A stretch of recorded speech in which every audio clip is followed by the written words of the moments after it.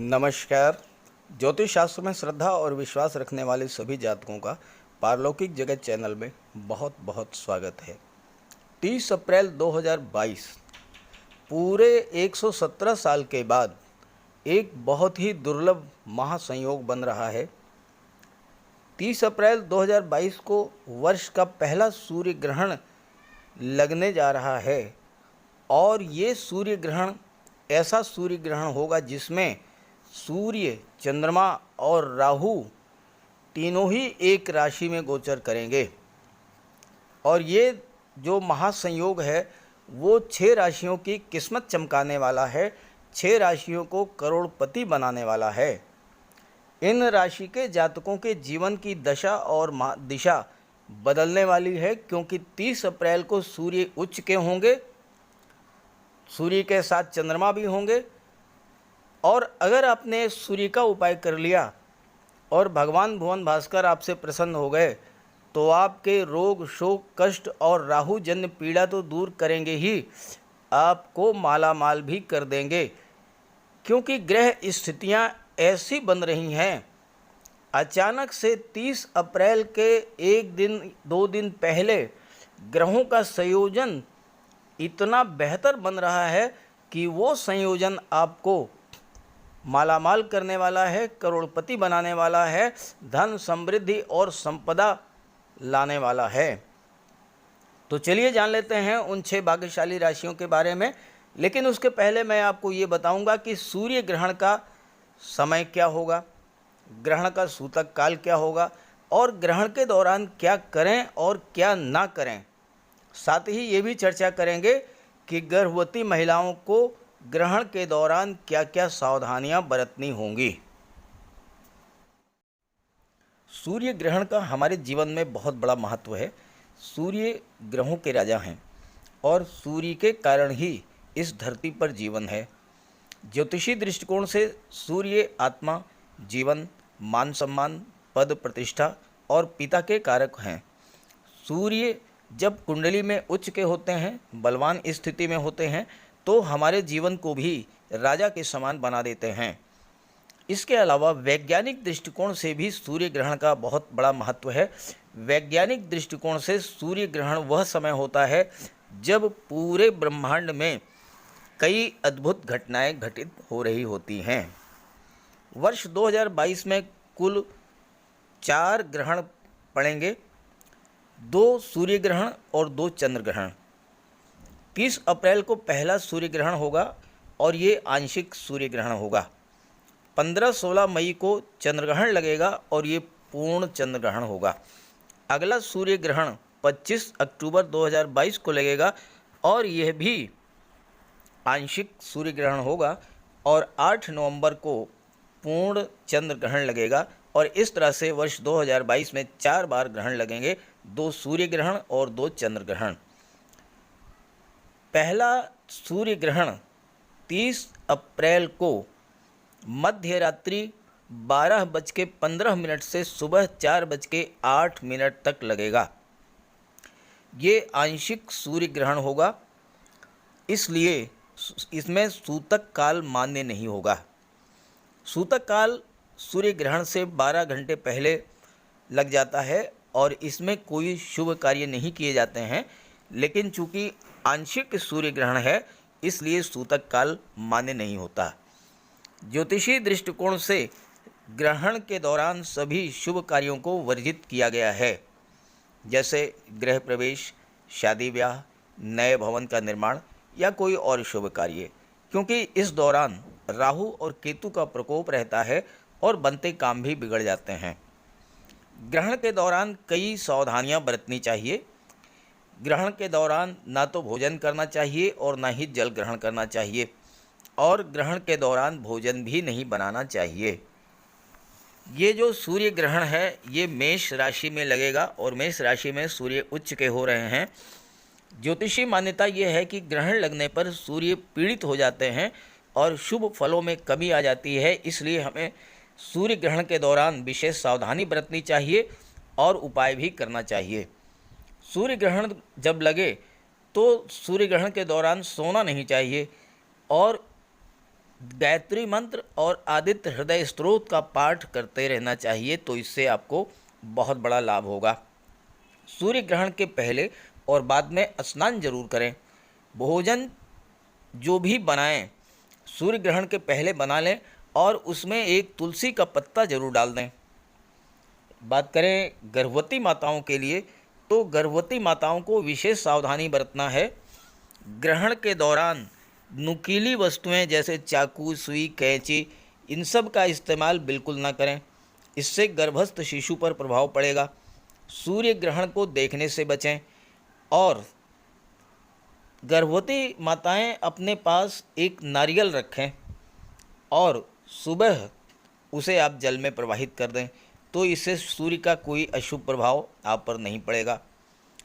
ये जो सूर्य ग्रहण है ये शनिवार के दिन लग रहा है, अमावस्या के दिन लग रहा है और शनिश्चरीय अमावस्या का बहुत अधिक महत्व है ज्योतिष शास्त्र में। किसी तरह का उपाय करने, तंत्र मंत्र की साधना करने और सिद्धि के लिए ये योग अत्यंत श्रेष्ठ है। इस दिन अश्वनी नक्षत्र में ग्रहण लगेगा और चंद्रमा भी मेष राशि में गोचर करेंगे। ये ऐसा दुर्लभ संयोग है कि मंगल की राशि में सूर्य, चंद्रमा और राहु गोचर करेंगे और उन पर देवगुरु का भी प्रभाव होगा।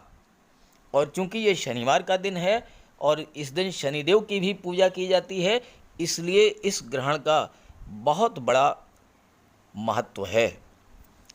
तो ये रहा समय, सावधानियाँ, उपाय, सूर्य ग्रहण का प्रभाव और गर्भवती माताओं के लिए सावधानियाँ। आइए अब बात कर लेते हैं मकर राशि के जातकों के लिए सूर्य ग्रहण का क्या प्रभाव रहेगा। तो ये है वृषभ राशि के जातकों की कुंडली। अब आप 30 अप्रैल की ग्रह स्थितियां समझिए। सूर्य, चंद्रमा और राहु ये 12वें भाव में गोचर कर रहे हैं। 12वां भाव क्या होता है?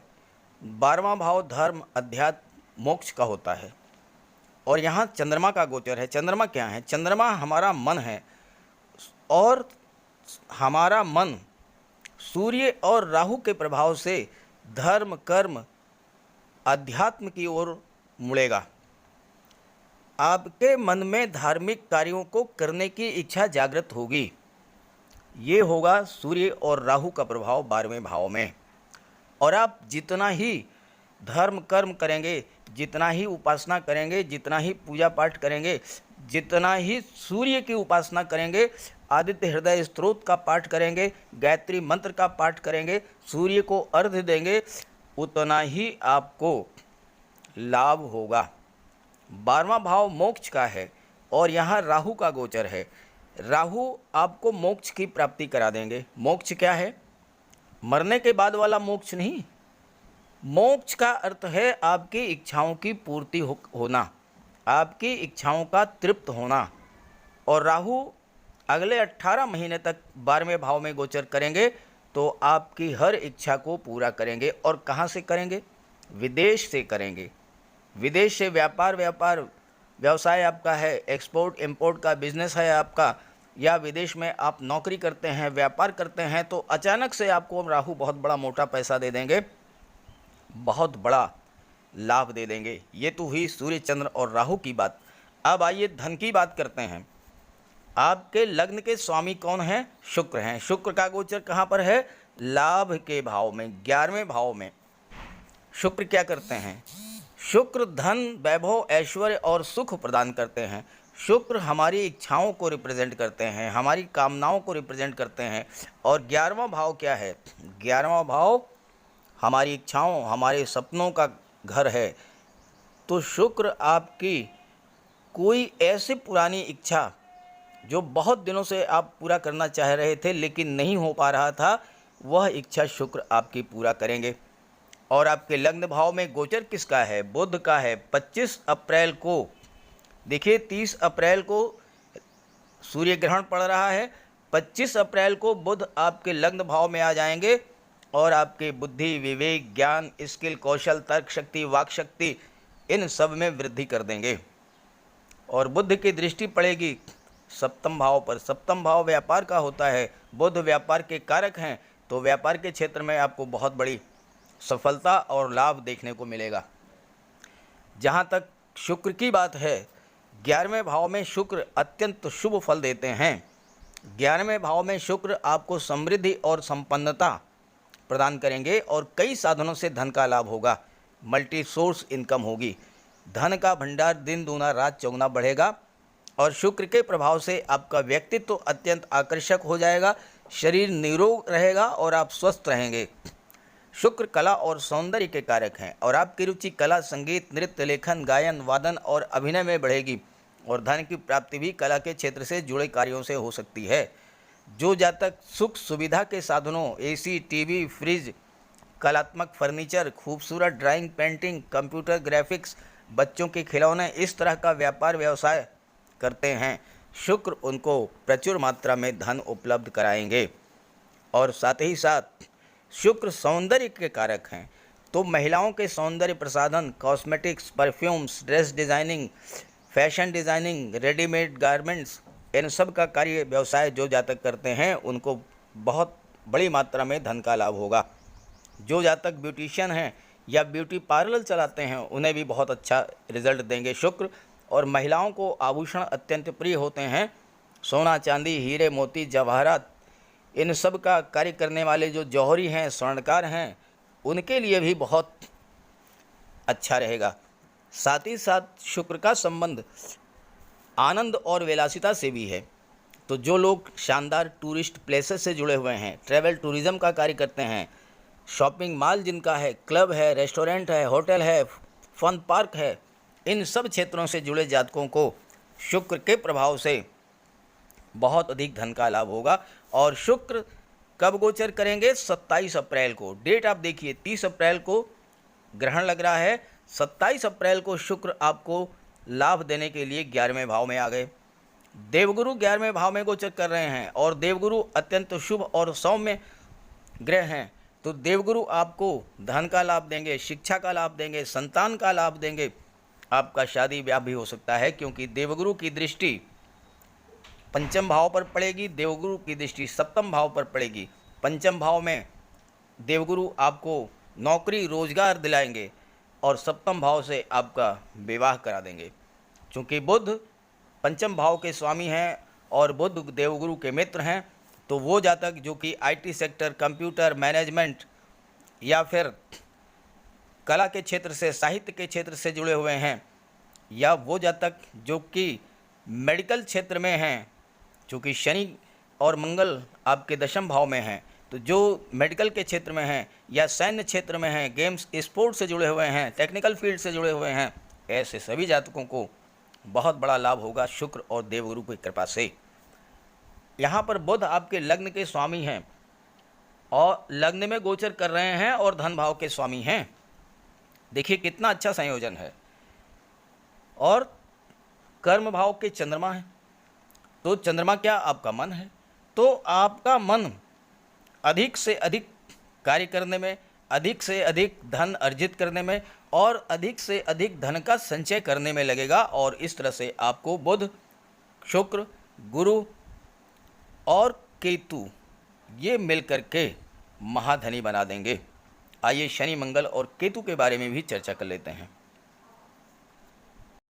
29 अप्रैल को शनिदेव राशि परिवर्तन करेंगे और राशि परिवर्तन करके आपकी कुंडली के दशम भाव में गोचर करेंगे और शनिदेव अपनी मूल त्रिकोण राशि कुंभ राशि में गोचर कर रहे हैं, केंद्र के भाव में हैं, तो यहाँ पर शश महापुरुष या राजयोग बनाएंगे। और साथ ही साथ यहाँ पर मंगल का भी गोचर 17 मई तक है और मंगल दशम भाव में दिग्बली होते हैं। और कार्य क्षेत्र में दिग्बली मंगल का गोचर हो तो फिर आप बड़ा से बड़ा कार्य, बड़ी सी बड़ी चुनौती आप एक्सेप्ट कर लेंगे और उसे आप पूरा भी करेंगे।